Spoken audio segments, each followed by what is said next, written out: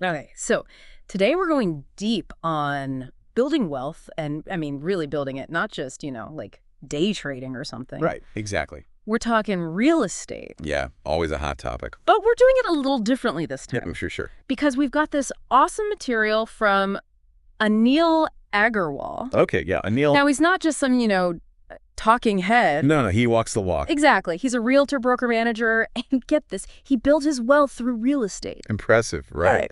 Especially because And he came to the U.S. on an H-1B. and had some financial setbacks along the way. So his story, it's super relatable. Oh, totally. Yeah, A lot of people can connect with that journey. for sure. So what we really want to get out of this deep dive is how can you and I and everyone listening use his experience to make smart real estate decisions? Absolutely. Avoid those classic mistakes. Yeah, those pitfalls everyone falls into. And ultimately build that long-term wealth everyone's after. Exactly. Right. Learn from someone who's been there, done that. Right. So let's jump in. Anil talks a lot about these common mistakes buyers make. And, as a realtor, He's seen it all firsthand. he's got those front row seats. Exactly.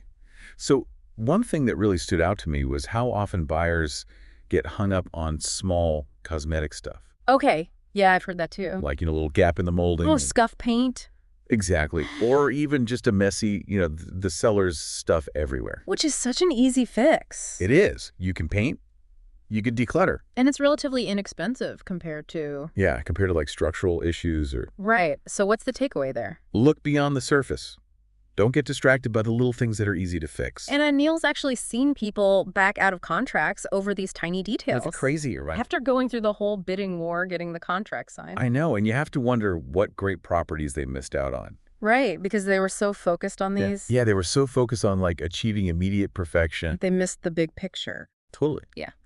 And that actually ties into another thing. Anil mentions this whole allure of the brand new or like the super stylish house. Okay, so they're going for that trendy look over... Over substance sometimes. Right. And he points out that sometimes these shiny new houses are in less desirable areas. Yeah, I've seen that. More remote, maybe not the best school districts. And that's where it's tricky, right? It is.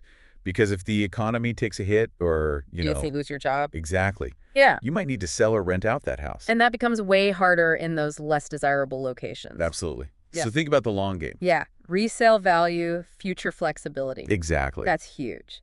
And this all leads to another important point. Anil makes this whole trap of chasing the perfect house. Versus the right house. Okay. Yeah, so break that down for me. Sure. So the perfect house, in Anil's view, is all about emotion. Okay. It's like, the most updated kitchen, the fancy landscaping. Keeping up with the Joneses. Exactly. But the right house is a more strategic choice. Okay. It's about the fundamentals. So location. Yes, location, the structure of the building. Long-term appreciation. You got it. So logic over emotion. Exactly. Got it. So if we're looking for the right house, not the perfect one, Right. what are the things smart buyers are doing? What are they prioritizing? Well, Anil says location, location, location. Okay, so that's always number one. Always. He even said you can renovate a house. But you can't change its location. Exactly. Or the quality of its school district. Which is huge, especially if you have kids or are planning to. Right. So think about it. You can get new appliances, You can remodel. but you can't just magically transport your house to a better neighborhood. Nope. That's a really good point. What else are those smart buyers thinking about? They're thinking long term Okay. and really evaluating the usable space. So not just the square footage on paper. Right. Think about the garage, the attic. Storage. Yeah. Is the layout flexible? Can you adapt it to your future needs? And how will all that impact resale value down the line? Exactly. So they're not just thinking about today. They're thinking 5-10 years out. Exactly. Smart. Okay, and of course we can't talk real estate without talking about the money. The financial side is crucial. So what does Anil say about affordability and managing those mortgage payments? Well, he's a big advocate for avoiding overextension. Okay, so not buying more house than you can comfortably afford. Right. He even asks this thought-provoking question.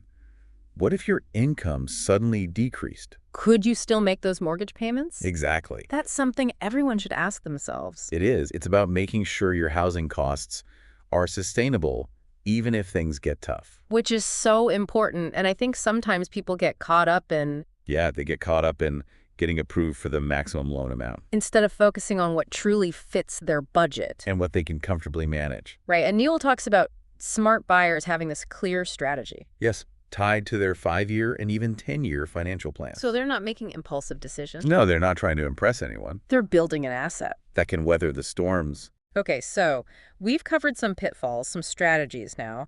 Let's talk about why Anil is such a firm believer in real estate as a wealth-building tool. He makes some pretty compelling arguments. Lay it on me. One of the most interesting points is the power of leverage. Okay, I've heard that term thrown around a lot. Right, so let me give you an example Anil uses. Perfect. Imagine a house worth $500,000, Okay. and you put down the standard 10%. So $50,000. Exactly.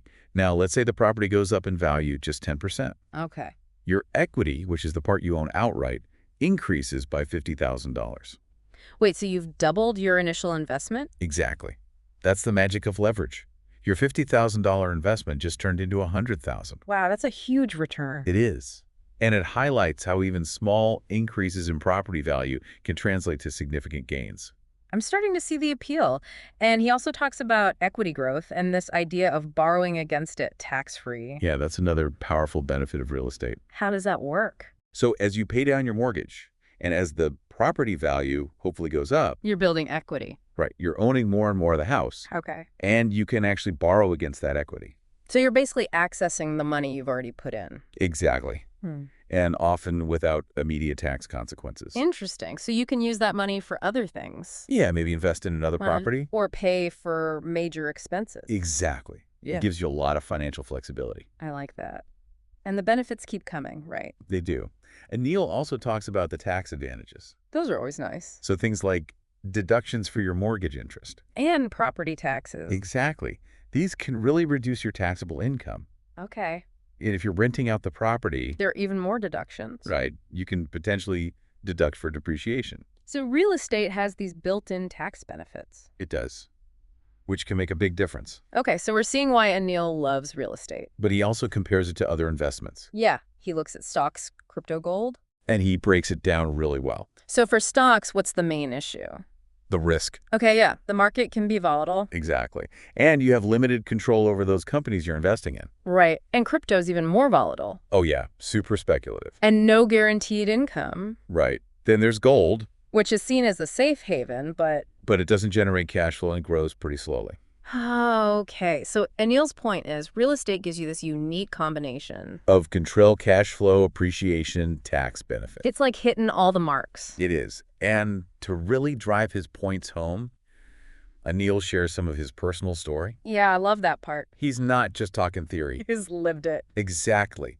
One story that really stood out was about his 401k. Okay. During the Aeropostale bankruptcy back in 2012, Ouch. he lost almost everything. Wow. He had diligently saved, invested in his 401k, thought it was secure. And then bam, Gone. gone. That's a tough lesson. It is. And it shows you how even those traditional investments can be risky. Yeah, you don't always have as much control as you think you do. Right. And that wasn't Anil's only challenge. He was laid off multiple times. Really? Yeah, in 2006, 2012, and 2018. Wow, that's a lot of uncertainty. It is. Huh. But he credits real estate with helping him through those tough times. Okay, so it provided stability when his job couldn't. Exactly. He had this asset, this tangible thing that was growing in value. And he wasn't relying solely on a paycheck. Right. Which could be so empowering. It is. So how did he actually use real estate to build that stability? Well, he started by buying his first property. Okay. He held on to it, and over time, as the equity grew... He bought more properties. Exactly. He leveraged that initial investment to expand his portfolio. That's a smart strategy. And it's something anyone can learn from. Exactly. It's a step-by-step process. Okay, so he's built wealth through real estate. But he doesn't stop there. He wants to protect it, too. Absolutely. He's big on protecting what you've earned. Makes sense. So what does he say about managing those risks? Well, he's very realistic about the challenges people might face. Okay. Like job loss. Exactly. Market downturns, unexpected expenses. The things that keep you up at night. Right. And he encourages people to be proactive.